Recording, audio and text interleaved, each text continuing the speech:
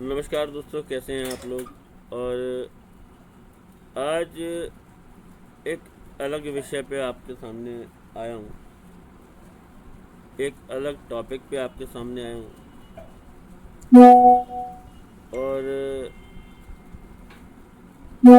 एक ऐसे टॉपिक पे आपके सामने आया हूँ जो शायद आप लोगों ने अभी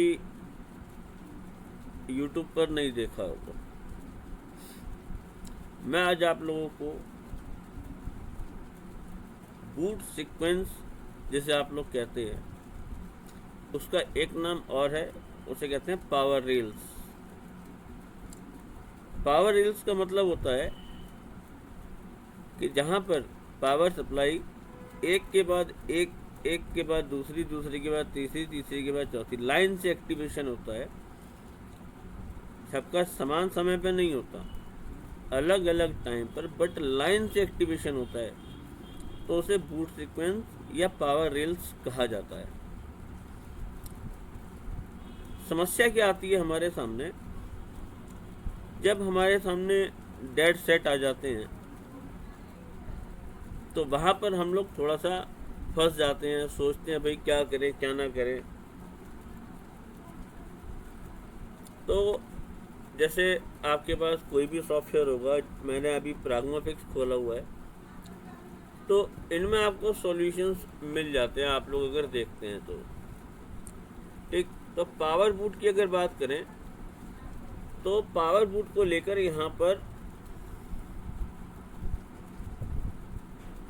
आपको डायोड वैल्यू तो दी हुई है कि कितनी आएगी कितनी नहीं आएगी, और ये भी गलत हो सकती है। ठीक है, क्योंकि सीपीयू के बक पे इतनी वैल्यू नहीं आती है। मैं आपको पहले बता दूं, सीपीयू का जो बक लाइन होता है वो लो वोल्टेज में मतलब लो फ्रीक्वेंसी पे चलता है, जहाँ पर अगर आप ओम्स में टेस्टिंग करेंगे तो लो ओम्स में वैल्यू आएगी। तो ये सारी, जैसे यहाँ पर 300 दी हुई है, तो ये वैल्यू तो पहली बात सही नहीं है। अब अगर हम जनरल बात करें, बूट सीक्वेंस या पावर रेल है क्या, तो जब आप मोबाइल का पावर वाला बटन प्रेस करते हैं, उसके बाद मोबाइल में एक्टिवेट होने वाली सप्लाईज को हम पावर रेल्स कहते हैं, क्योंकि वो सारी सप्लाई एक लाइन में एक्टिवेट होती हैं, इसलिए उन्हें बूट सीक्वेंस भी कहा जाता है।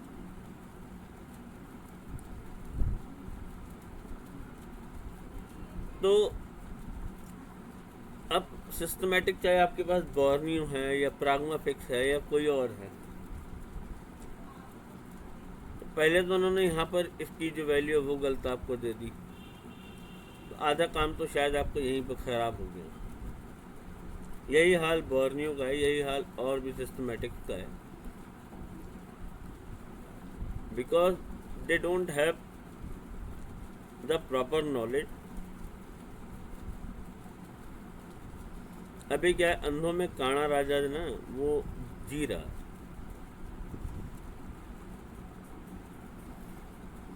अब दूसरी बात,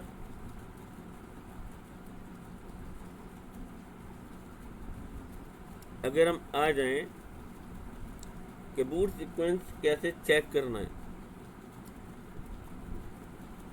तो मोबाइल में बूटिंग जो होती है वो दो तरीके से होती है। एक जो बूटिंग होती है हमारी, वो बिना पावर की प्रेस किए हुए जो सेक्शन हमारा एक्टिवेट होता है, जिसे हम ऑलवेज ऑन सेक्शन कहते हैं।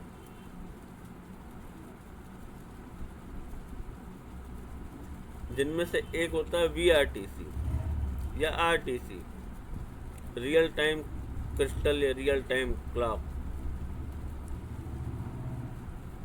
इसे ऑन करने के लिए आपको पावर की जरूरत नहीं है, ये बैटरी लगते ही ऑटोमेटिक एक्टिव हो जाता है।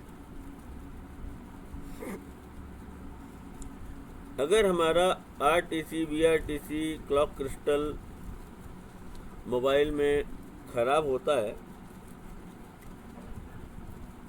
तो उस कंडीशन में हमारे मोबाइल में जो प्राइमरी बूट होता है, जब हम पावर की प्रेस करेंगे तो जो हमारी डीसी मशीन है वो कोई हलचल नहीं करेगी।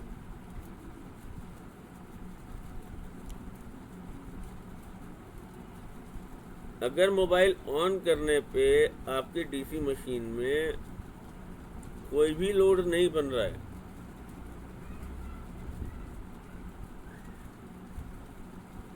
तो इसका मतलब है कि आपके मोबाइल में आपका जो प्राइमरी सेक्शन है,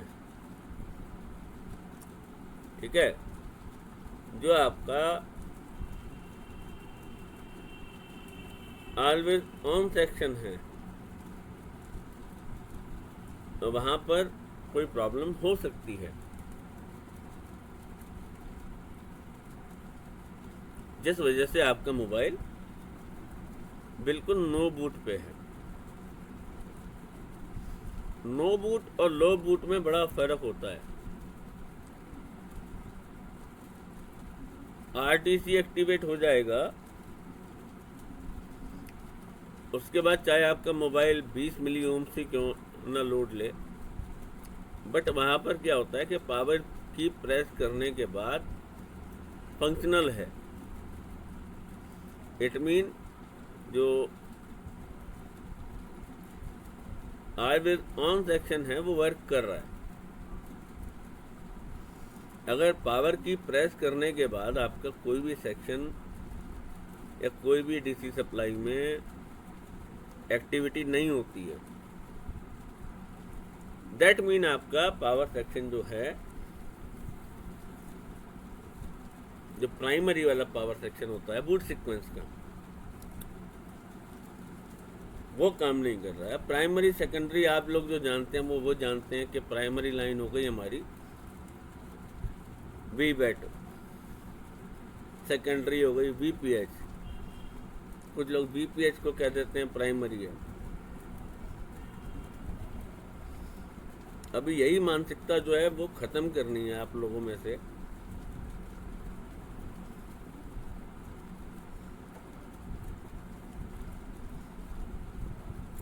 तो एक CPU के अंदर जितने भी कोर होंगे,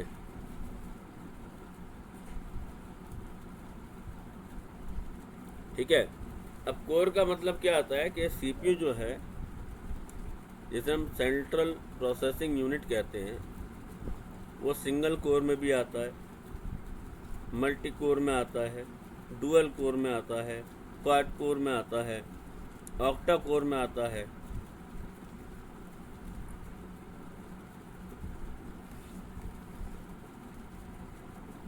जैसे डुअल कोर हो गया आपका i3, अगर आप बात करें PC की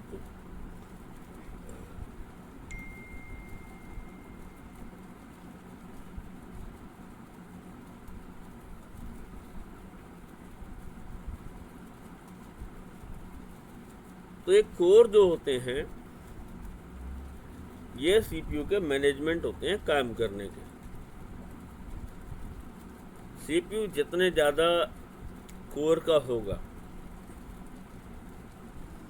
इसका मतलब है CPU के अंदर उतने ज़्यादा मैनेजमेंट हैं वर्क करने के लिए,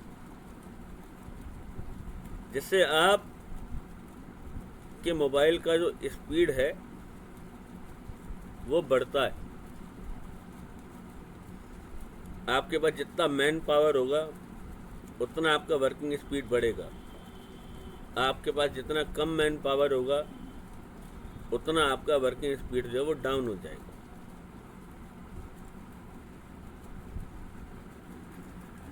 अब आधा अधूरा ज्ञान क्या होता है वो भी मैं आपको दिखा दूं कि जैसे इन्होंने दे दिया पावर पुट पे कि डीवीडी कोर। अब डीवीडी कोर पे इन लोगों ने ये वाला कैपेसिटर दिया, ठीक है। चलिए इसके सिस्टमेटिक पे चलते हैं।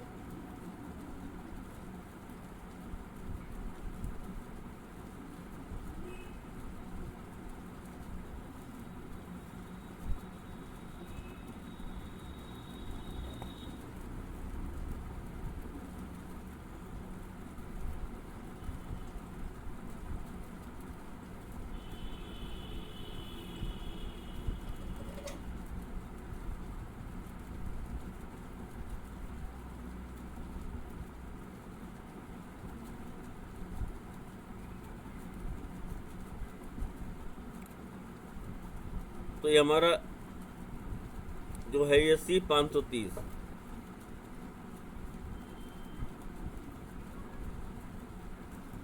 ये आ गया।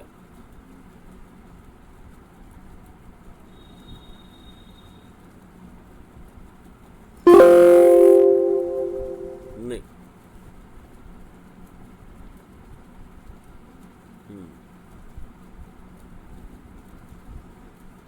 यह हमारा C308 जो हमारा डीवीडी कोर का आ गया।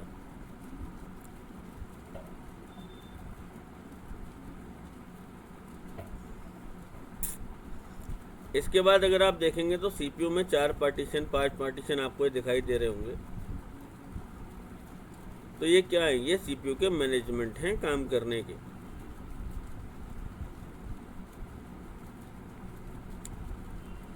वीडीडी कोर, वीडीडी प्रोसेसर, ये पीआरओ जो है वो प्रोसेसर के लिए यूज किया जाता है। तो वीडीडी कोर या वीडीडी प्रोसेसर, तो यहाँ पे डीवीडीडी लिखा हुआ, तो डीवीडीडी का मतलब होता है डिजिटल वोल्टेज डोमेन, और पीआरओसी का मतलब होता है प्रोसेसर, जो सीपीयू के कोर से जुड़ा हुआ होता है। अब उसके आगे एल लिखा हुआ है तो वो लिटिल कोर होगा या लो पावर होगा। अगर उसके आगे बी लिखा हुआ है तो वो हाई परफॉर्मर जहां से वो देगा वो उसका बिग कोर होगा।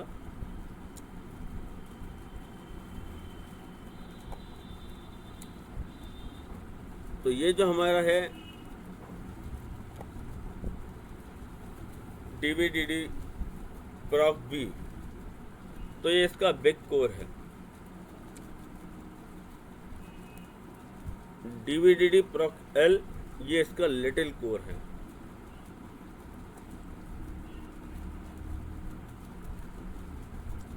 डीवीडीडी एसरैम प्रॉक,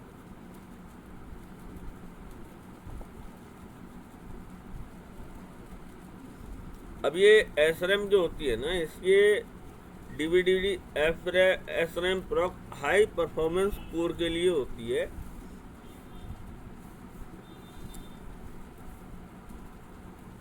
यह एक हाई स्पीड चिप मेमोरी होती है जो सीपीयू के डाटा को जल्दी एक्सेस करने में मदद करती है।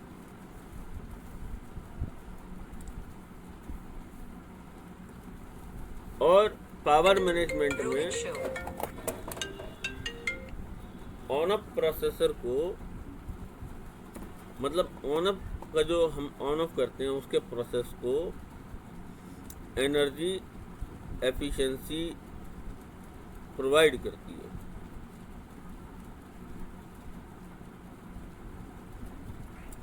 तो इस तरह से हमारे सीपीयू में अलग अलग मैनेजमेंट होते हैं। वी एसरैम जीपीयू, ये जीपीयू जो होती है ना हमारी, तो जीपीयू जो जहाँ जाती है, जीपीयू का यूज़ मेनली जो होता है जनरल प्रोसेसिंग यूनिट, ये हमारे ग्राफिकल जो हमारे ग्राफिक्स बनते हैं, वहाँ पर ये हमारी जीपी जो है काम आती है।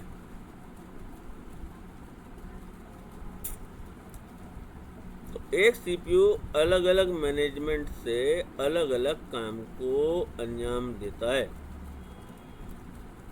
जिस कारण से सीपीयू में हाई स्पीड वर्क हो पाता है। अब अगर सीपीयू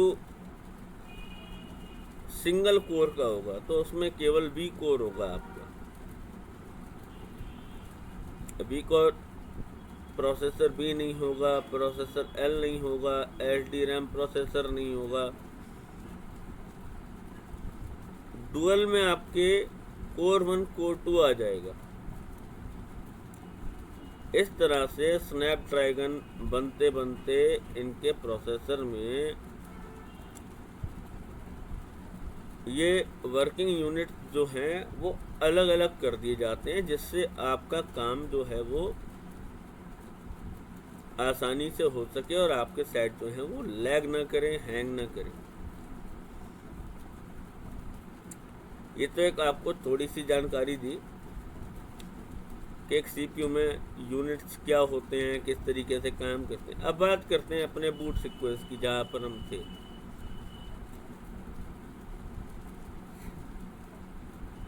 तो अगर हम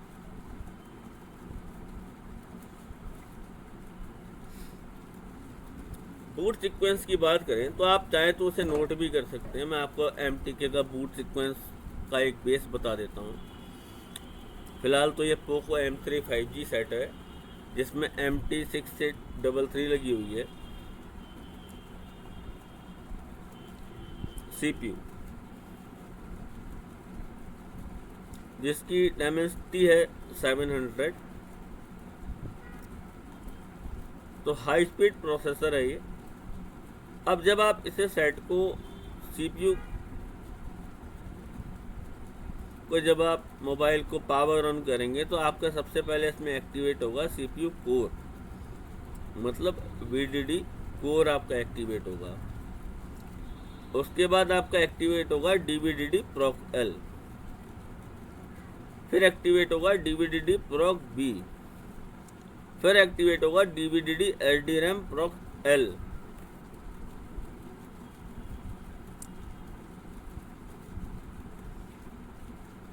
उसके बाद आपका जाके DVD GPU, DVDD SRAM GPU, फिर डिस्प्ले ग्राफिक्स इंटरलाइज होंगे आपके, तब कहीं जाके आपका एक सेट ऑन होता है। इसके साथ साथ इसमें एक चीज़ और आ जाती है कि जब आप अपना सेट ऑन कर रहे हैं उस समय आपके सेट में जो आपका सीरियल क्लॉक है, ठीक है, जिसे हम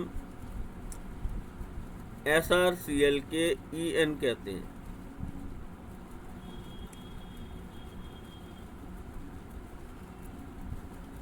इसके 2-3 उदाहरण होते हैं, जैसे हम सिस्टम रीसेट क्लॉक इनेबल भी कह सकते हैं, सब सिस्टम रीसेट क्लॉक इनेबल भी कह सकते हैं।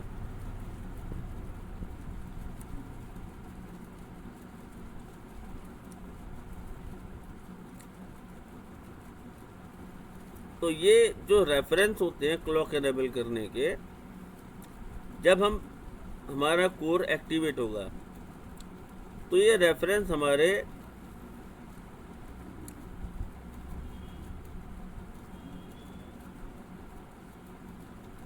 CPU से SRAM को अनेबल करते हैं। जैसे इसमें आपके 2 सिग्नल और होंगे, ये आपके डायग्राम में नहीं दिखाए हैं। SRCCL के EN0, SRCCL के EN-A1।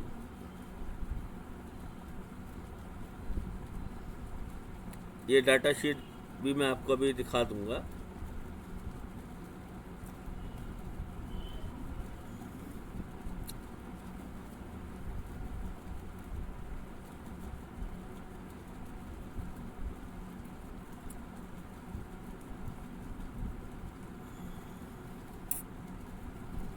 तो जब तक आपका सेट में SRC CLK का परफॉर्मेंस मतलब सिग्नल क्लॉक नहीं बनेगा, तब तक आपका DVDD कोर एक्टिवेट नहीं होगा, प्रोकैल एक्टिवेट नहीं होगा, SRAM प्रोकैल नहीं होगा।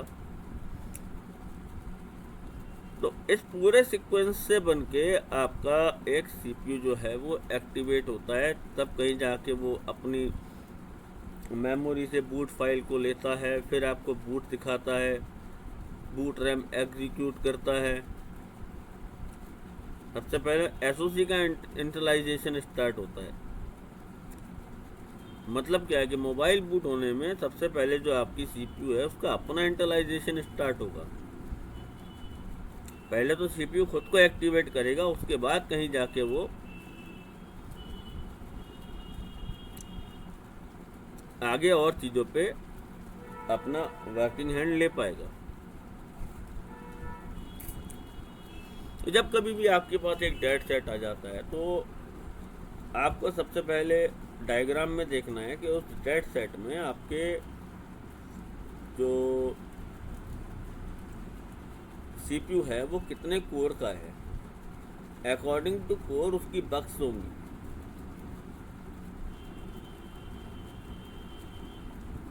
अभी ये गलती नहीं करनी कि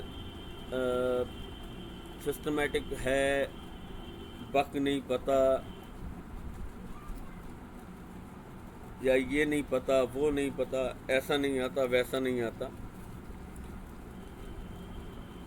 तो आप काम नहीं कर सकते।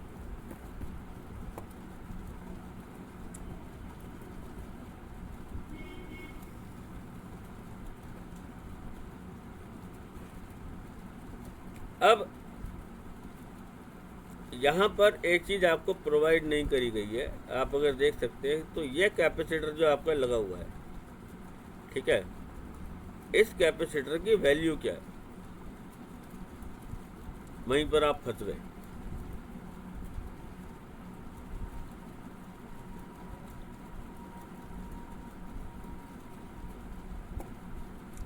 अगर आपको जैसे C1124 है हमारा, ये इसे ले लेते हैं हम, तो हमारा ये V कोर का वोल्टेज आ रहा है, ठीक है। यहाँ पर हमारा एक कॉइल लगा हुआ है L1103,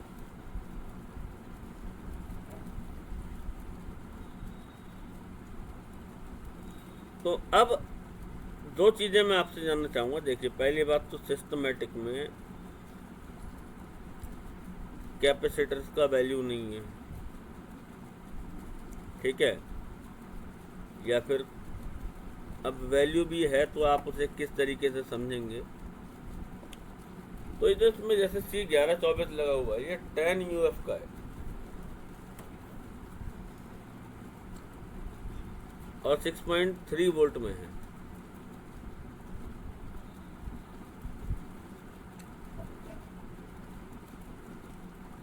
तो UF का मतलब जो होता है वो होता है माइक्रोफैरड,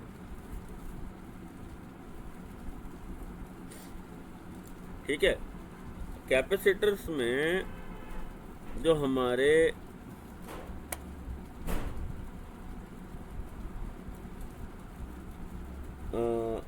वर्ड यूज होते हैं, जैसे किसी कैपेसिटर के आगे PF लिखा हुआ है, किसी के आगे NF लिखा है, किसी के आगे UF लिखा है, किसी के आगे MF लिखा है, तो उन कैपेसिटर्स में आपको कैसे पता लगेगा कि आपका सेट का कैपेसिटर कैसे काम कर रहा है। चलिए मैं आपको दिखाता हूँ एक बार। ये तो आ गया आपका यहाँ तक प्राग्मा फिक्स की बारी। यहाँ पर जो है आप अटक जाएंगे।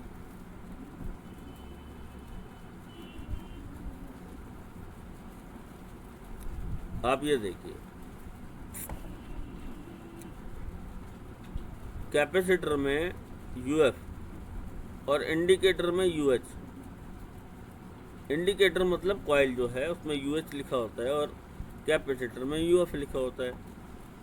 तो UF का मतलब माइक्रोफैरड, ये लिखा हुआ है इतना बड़ा। देखिए मैंने यहाँ पर सब कुछ डिटेल आपके लिए तैयार करी हुई है। PF का मतलब पिकोफैरड, NF का मतलब नैनोफैरड, MF का मतलब मिली फेरेड। और अगर इंडक्टर मतलब कॉइल में UH लिखा हुआ है पहले, तो वहां पर आपका आ जाएगा माइक्रो हेनरी। इनकी testing according to their unit की जाती है कि वो फेरेड में चेक करना है या माइक्रो हेनरी में चेक करना है, आपको किस तरीके से चेक करना है वो अब डिपेंड करता है आप पे। ठीक है, आने वाली वीडियोस में मैं आपको ये भी प्रोवाइड करवाऊंगा कि आपको इंडक्टर और कैपेसिटर किस तरीके से चेक करने हैं और किस तरीके से चेक नहीं करने हैं।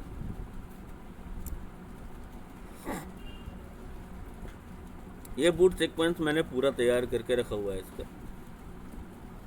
यहाँ आप देख सकते हैं DVDD कोर VS1 पहले आपकी एक्टिवेट होगी इसके अंदर, इंडक्टर इसमें ही लगा हुआ है और ये आपका 0.24 UH में है और 4.4 एम्पियर का है। कैपेसिटर जो है इसमें लगे हुए हैं 1124, 1115, 1130, 1104। इनके वैल्यू आपके सामने, इनके वोल्टेज आपके सामने है। तो कभी आपने ये चीज़ें नहीं पढ़ी होंगी। ठीक, DVDD प्रॉक एल पहले एक्टिवेट होगा कोर, फिर होगा प्रॉक एल जैसे मैंने आपको बताया था VS2 PMU बक। इसमें आपके 1 UH का कॉइल लगा हुआ है जो आपका बक कॉइल है, 4.7 एम्पियर का है। कैपेसिटर इसमें आपके 3 लगे हुए हैं, एक 10 वोल्ट का है, एक 6.3, एक 6.3 वोल्ट का है, एक 10 UF का है, एक 2.2 UF का है और एक 10 UF का है। अभी इसका हमें जो मैंने आपको दिखाया था ये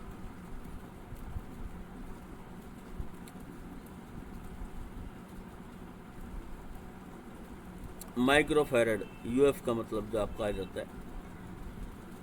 तो माइक्रोफैरड टेस्ट कैसे करना है और इन कैपेसिटर की जगह हम तुक्केबाजी से कोई दूसरा कैपेसिटर नहीं लगा सकते।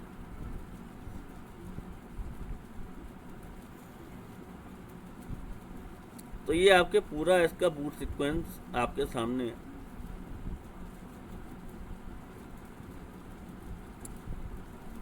जो अभी तक अगर आप देखेंगे, मैं कहूँ तो वर्ड फर्स्ट अभी तक आपको किसी ने इसका बूट सीक्वेंस बताया ही नहीं होगा। ये पूरा आपका बूट सीक्वेंस आ गया। Power L PMIC secure bug systematic sheet,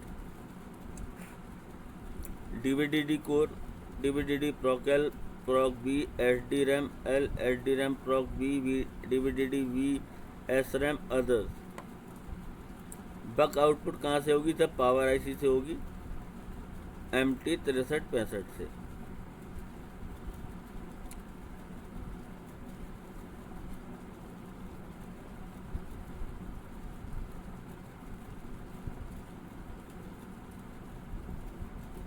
अब CPU के बूट करते समय कौन कौन सी पावर रेल स्टार्ट होती हैं, तो वही आ रही देखिए। DVDD कोर होगी, फिर DVDD प्रॉक एल होगी, फिर DVDD प्रॉक B होगी, DVDD SRAM होगी। अब ये सब चीज़ें आपको चेक करनी आती हैं नहीं आती हैं। पहले तो मैं आपको एक इंट्रोडक्शन दे रहा हूँ, आपको कमेंट में मुझे ये बताना है कि आपको इसके बारे में क्या जानकारी है और आप इसमें से क्या चेक कर सकते हैं, क्या चेक नहीं कर सकते हैं और आप किस लेवल पे वर्क कर रहे हैं। ठीक है, तभी आप समझ पाएंगे कि आपका वर्किंग लेवल क्या है और आप काम किस तरीके से कर सकते हैं।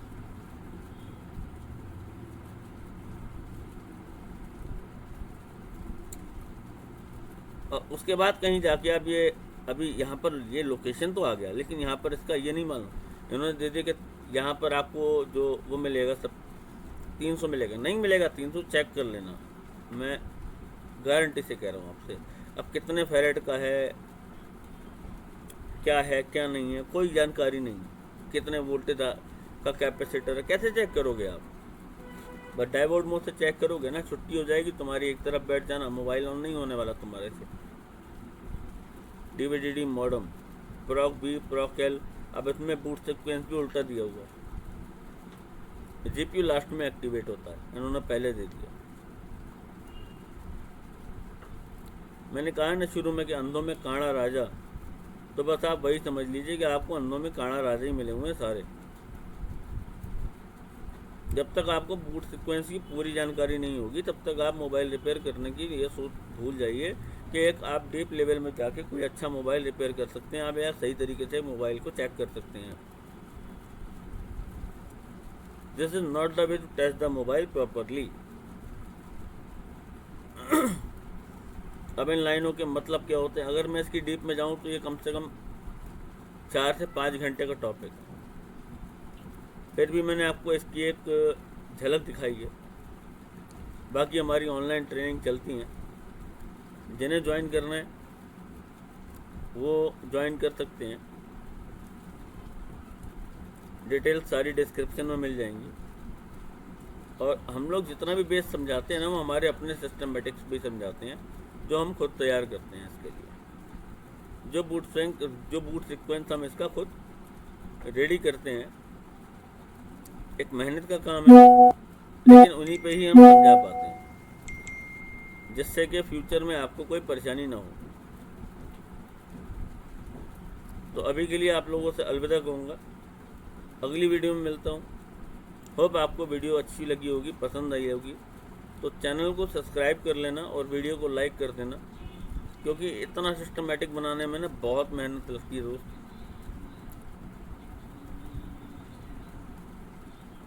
आपको मैं कहूँगा ना, आप 15 दिन में तैयार कर दो तो आपको एक सेट का बूट सीक्वेंस रेडी नहीं होगा। हर सेट का बूट सीक्वेंस रेडी करना, उसके कंपोनेंट्स की जानकारी निकाल के रखना, सारी चीज़ें तैयार करके आपके आगे परोस देना, तो बहुत आसान है कि सामने आ गई चीज़ बनी बनाई। तो हम इसमें अपने सपोर्ट ग्रुप में ऐसी चीज़ें सारी प्रोवाइड करते हैं कि अगर आपका कोई भी सेक्शन काम नहीं कर रहा है तो उसमें कौन सा पार्ट है, पार्ट की वैल्यू क्या है, तो वोल्टेज क्या आएगी, कैसे चेक करना है, कैसे एनालाइज करना है, ये सारी चीज़ें आपको प्रॉपर मिल सकें।